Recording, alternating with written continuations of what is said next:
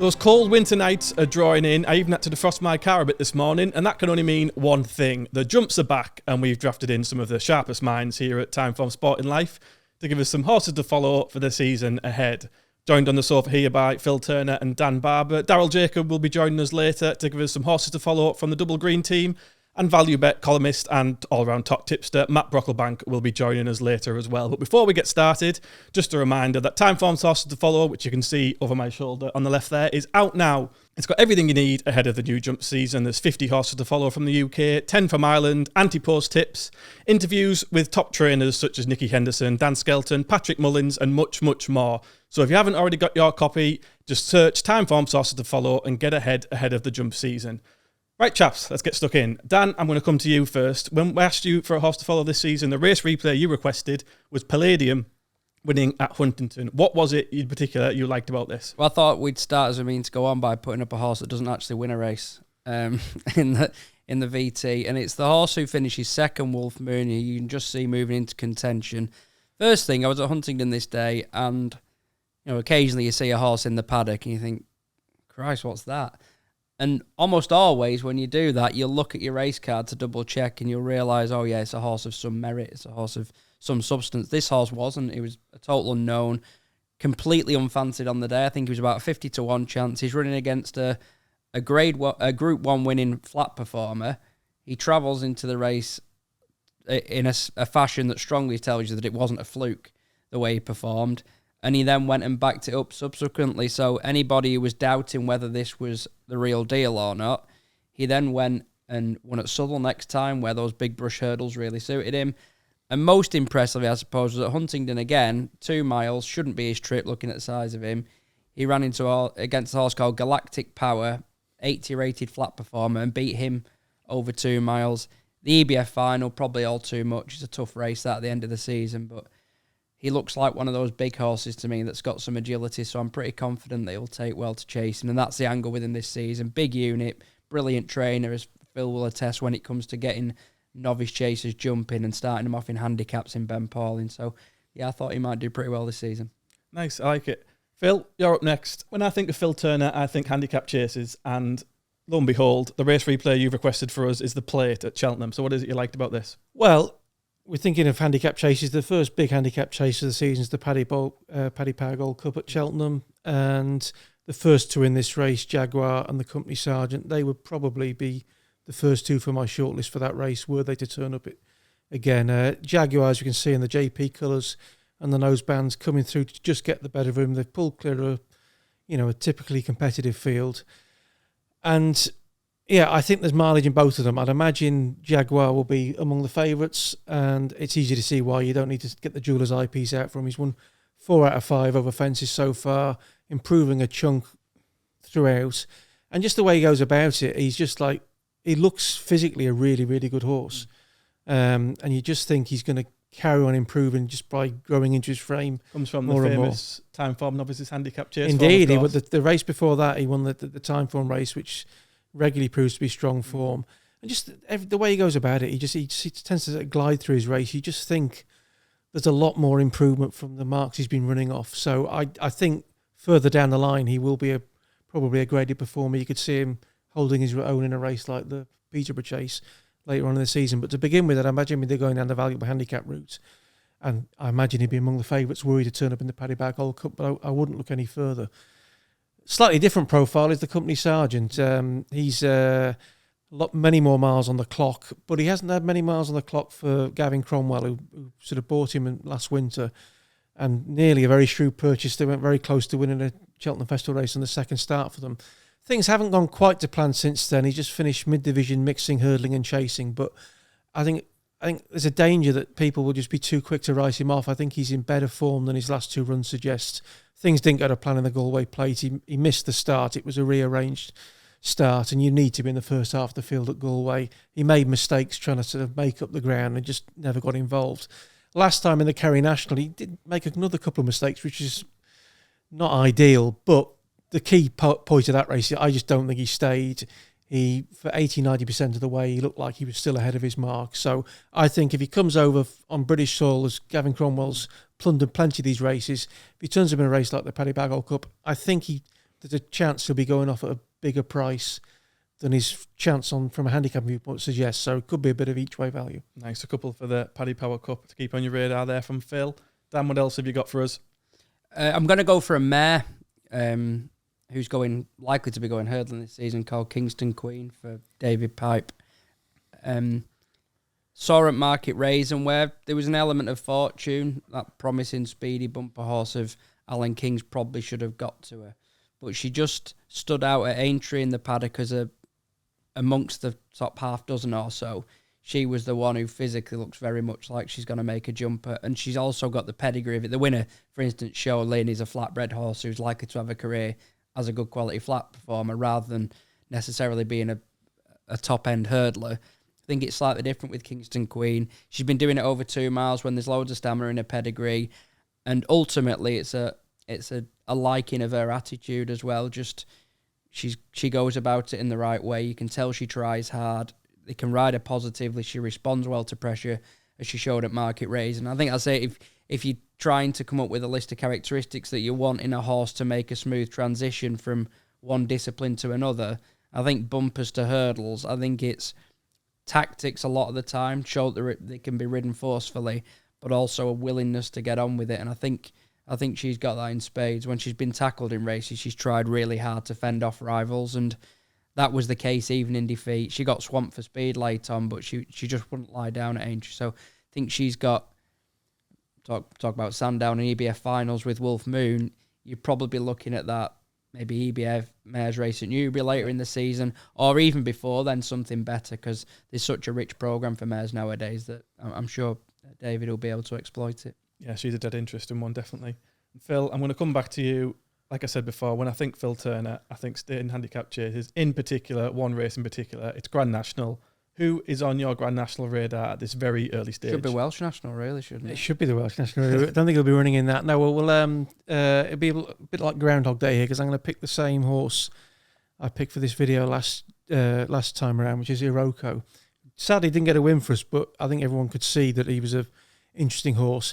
It should be said there are plenty of horses in the book who might make into Grand National horses. In particular, Haiti Color is a horse I love, but I suspect he's going to have plenty of racing before the weights come out, and may even, I think they've hopefully might sort of develop into a Gold Cup horse. With Iroko, we know, given the connections, that's not going to be the case. They're probably going to keep the powder dry until the weights come out. And look, most well-handicapped horses who make the frame in a Grand National, they tend to, that's really their chance. They've blown it because they go up in the weights. But Iroko's a rare instance where at the minute he's going to be on the same mark as he ran to at Aintree last year. And I'm not for 1 second suggesting he was an unlucky loser that day. But I think were you to run that race 10 times with them all off the same marks, I think 8 or 9 times he probably finishes significantly close to the first 3. He just got a bit too far back at a vital stage. He was really strong at the death, and he's a young horse. Got lots of tactical speed, which is good. I just think he's definitely one for the shortlist, because I think he's definitely going for the race, and he's going to be one of the best handicapped horses come this time next April. So he's the one for me again. Nice, I like it. So there we have a handful of horses to keep on your radar for the season ahead from Dan Barber and Phil Turner. And now we'll hand you over to ex-top jockey Daryl Jacob, who's got some horses to follow for the Double Green team this season. A couple of horses that I'm going to put forward for the latest edition of Timeform horses to follow are Raffles Deutsche Vita. He's a horse that's come over from France. He's gone to Tom Gibney's this year. He beat Mumbo number 5 at Auteuil as a 3-year-old, and Mumbo number 5, he's done very well for Ben Pauling, won the Donis Hurdle. But going back to Raffles, I sat on him about 3 weeks ago. I really liked him. He's a nice size, not overly big, but chasing is definitely within his grasp this year, and I think he could potentially be well handicapped coming over. He could be another intense Raffles. So Raffles Deutsche Vita is my first horse, and the second horse I'm going to put forward is Lefremure. Really like this horse. He's in training with Harry Durham. He won a point-to-point with Pat Doyle on soft ground. He will start off over 2.5 mile on soft ground and around a nice big galloping track. But I think whatever he does this year, I think he's going to be a really, really exciting chaser for Double Green in the near future. So looking forward to the two of them, and yeah, they're my 2 horses to follow. Thanks to Daryl there. Some really interesting horses to make note of. The keener-eyed of you viewers at home might have noticed we've made a substitution in the meantime. Phil Turner out, Matt Brocklebank in. Matt, Phil, give us one horse for one of the premier staying races of the season in the Grand National. And what I asked of you before you came in was to give me a Gold Cup dark horse, please. What have you got? Yeah, tricky question, Andy. Let's be honest. Everyone knows everything about these horses in the Gold Cup or in the Gold Cup picture. We obviously don't know what's going to run. And I'm going to put up a horse that it could be a big price to even run in the Gold Cup. But let's be honest, he's 100 to 1 to win at Cheltenham in March. And last time we saw him, he absolutely bolted up at Cheltenham last March. And that was in the Ultimate. It's Mayertown, trained by one of the best yards in Britain, I'd say now, certainly in the north. Obviously with Lucinda Russell and Scudamore. And he was just incredibly progressive as a chaser, a novice chaser last season. He missed a load of time, didn't he? After he ran in a bumper and he missed about 700 days and then came back and sort of then missed nearly a year after his novice hurdle campaign. But last season, he really went through the ranks, bolted up at Wetherby. He was going to win at Windsor, I suspect, when they went horribly wrong. And then he went to Kelso, got a confidence booster. And obviously he's won this Ultima off a really low mark and a low weight and everything sort of seemed to be right on the day. But this is a horse going places. You're not supposed to win Cheltenham Handicaps like he won the Ultima Handicap chase on day one. It was extraordinary. And you're looking at a horse, I mean, he's gone from a rating in the 120s. He's missed the 130s altogether and now he's 142. Unsurprisingly favourite for the Coral Gold Cup. That's his early season target. And you kind of look at that yard and you think, well, they tend to take a fair bit of time to get going. If you're winning big races and you train by Russell before Christmas, you're probably really good. So he could finish third or fourth in that race and still be on that kind of upward trajectory, I suspect. Look, the Connections have had a Ahoy Senior. He's an absolute star for them. But he's going to be 11, 12 come next March. They need a replacement. This is horse, like I say, he's missed a fair amount of time. He's already 8. So this is the time to strike with him. Let's say he wins or goes really well in a Coral Gold Cup. I could see him going on to race in something like the Cotswold Chase potentially, and then suddenly you're up into the 150s, high 150s, and is he going to run in a Gold Cup? If you're looking Antepost, a Gold Cup dark horse who's in the Horses to Follow book, he could be a runner, and he's 100 to 1, and I quite like the look of him. I mean, there are differences with the two, but there are similarities as well with Corach Rambler, who beavered his way into the frame in a Gold Cup after rising through the handicap ranks. They're totally different characters and they have totally different run styles. Where did he finish in the end? Did he get third? I think he was third. He was placed, wasn't he, having won the Ultima? And he shout and get third in the office. Obviously, Mayertown's just more straightforward, isn't he? He might not have the natural ability, but I really like this from Matt. Admittedly, he's caveated it with, it's a book full of young novice hurdles and stuff. I don't think any of them are going for the Gold Cup. But 100 looks a bit mad when you consider he could win a huge race. Yeah, more obvious one would be Haiti Colours, who Phil referred to, obviously, for Curtis. That is going to be a proper story, I think, of the season. He's another progressive chaser. He's already up to, he won the Irish Grand National offer, similar to that Mayertown is now. So all Mayertown needs is another big handicap win, I suspect. And he's then sort of in the conversation, isn't he? So we're trying to get ahead of the game. We're looking for a dark horse, a horse that could be in the frame for a run in the Gold Cup. I asked you for a Gold Cup dark horse, and you've delivered with a 100 to 1 shot. So well done. Dan, I believe you've got one more for us before you shoot off to your Britain's Got Talent auditions. Yeah, don't worry, I'm not appearing on stage. Daniel's got no talent. I'm going to just want to flag up a horse, a bit more recent this, just a bit of an object lesson potentially. Like, just because one gets beaten from the book early doors, it doesn't have to be doom and gloom. And the first case in point, I think you might have, left a few people quite sad in the aftermath, was Miami Magic, who got finished last of 3 on his chasing debut at Utox the other day. But it was a speed test around 2 miles. He got out a jumping rhythm. It was basically a total write-off of a run. I feel like he's a horse that, because he's been beaten first time, people will be more than happy to take him on in future. When I still think the horse that I saw whizzing round Fakenham, even though he's built to be a middle distance staying chaser, is definitely still worth plenty of consideration as a horse that can climb the ranks this season. Love a knee-jerk reaction. The value bet column is built on tipping horses around knee-jerk reactions and a poor so run. True. And yeah, it's a classic example. If you can find a reason, as Matt regularly does in the column, for why a horse has got beaten or why it hasn't run well, and I thought they were sort of leaping out at you after you talked. He's run against a horse called Al-Milam, who's a ex-flat horse, speedy 2-miler. You had a skeleton horse, Country Mile, who's got loads of toe as well, and things just went wrong. But keep the faith is the message with the book in general, I think. Nice. And Matt, you mentioned your value bet column there. I asked you if you could have a look over the Antepost markets ahead for the jump season. Who is jumping out at you at this early stage as a potential bet? Yeah, no need to forgive this horse because this is a really consistent horse. Now, I don't know, what have you given me here? A couple of points. I'm going to split my stake if that's okay. Yep. It's going to be the same horse. Django Bay, 6-year-old for Nicky Henderson, already officially rated way up in the 150s. And he's once been out of the first 2 in his life. That was in the manifesto when we last saw him at Aintree, when he got Aintree, didn't he? He bumped into a couple of horses who had missed Cheltenham, whereas he'd won the Arkle. Now, I'm not going to sit here and say it was the greatest Arkle ever staged. Dramatic. It was seriously dramatic. I stopped that race too. He finished last, didn't he? Yeah, that's it. Yeah, Nico de Boinville certainly come out afterwards and said, look, he almost down tools and gave up, and then obviously the horse has found his second wind, and that is a sign of a horse that needs further, isn't it? Who's going to be more comfortable going at a steadier rhythm over a longer distance. And by the time they tried it, they had tried it in the Scilly Isles. They thought he ran really, really well.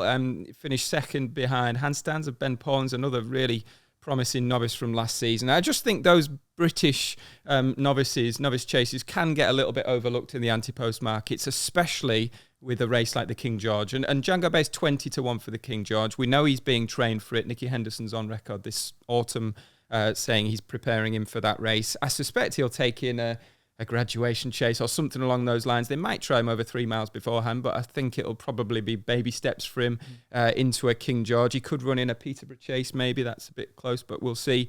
He's a really, really promising horse, a young horse who's won the Arkle despite the trip. He was a Grade 1 winner over hurdles as a novice, won that Formby at Aintree. It was terrible ground that day. It was testing, yeah. Look, this is a horse with stamina, bags of stamina, who's yet to be tried over 3 miles, and I think the King George test is really going to suit him.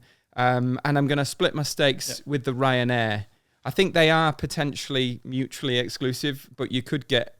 You could land on it. You could land on the jackpot, couldn't you? You last year we had horses going from the King George into the Ryanair because the Gold Cup scene is so hot with those Irish monsters. We've already got the Gold Cup. We have got the Irish Gold Cup, the Gold Cup nailed. But the Irish horses are so good in that department that I think it would be sensible to have the Ryanair on side as well. If the King George doesn't quite go to plan, we know 2 5-round Cheltenham, I suspect, is going to really suit Django Bay as well. Dead promising horse, loads to come from him. He's already a dual Grade 1 winner, and 20-1 for each of those top class prizes.